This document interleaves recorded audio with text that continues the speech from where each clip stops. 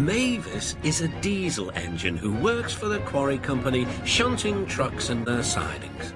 She has 6 small wheels hidden by side plates just like Toby's. Mavis is young and full of her own ideas.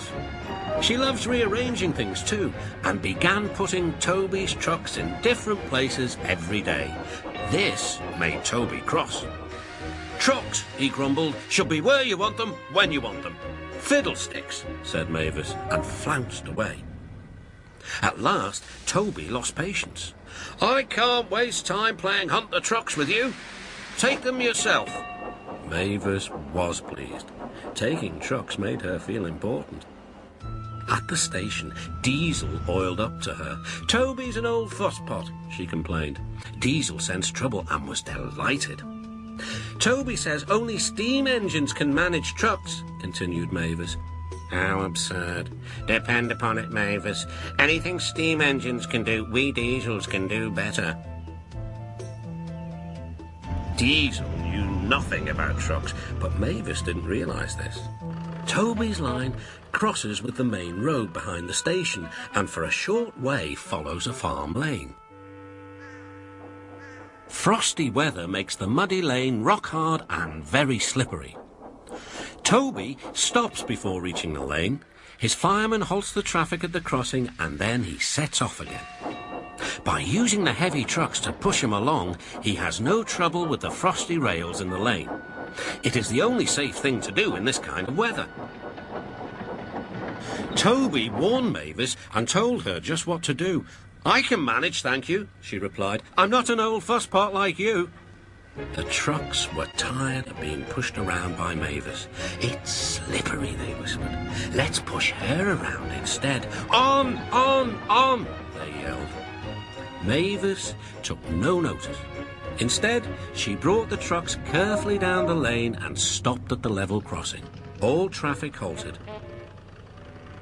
"One in the headlamp for fusspot Toby," chortled Mavis.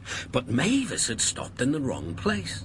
Instead of taking Toby's advice, she had given the trucks the chance they wanted. Hold back, they cried. "Grrr, up," ordered Mavis. The trucks just laughed and her wheels spun helplessly. Workmen sanded the rails and tried to dig away the frozen mud, but it was no good. Everyone was impatient. "Grrr, ah!" wailed Mavis.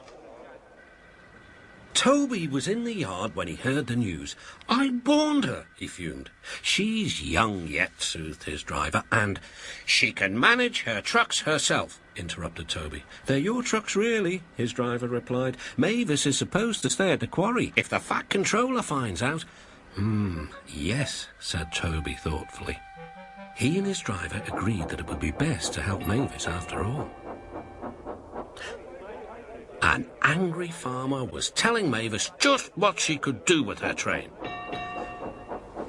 "Having trouble, Mavis?" chortled Toby. "I am surprised." "Gosh," said Mavis.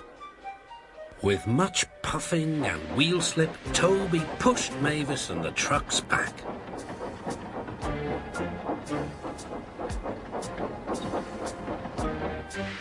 The hard work made his fire burn fiercely, and his firemen spread hot cinders to melt the frozen mud.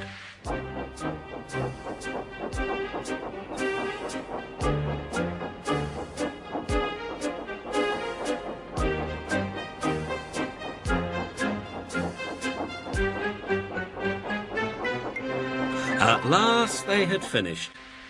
"Goodbye," called Toby. "You'll manage now, I expect." Mavis didn't answer. She took the trucks to the sheds and scuttled home to the quarry as quickly as she could.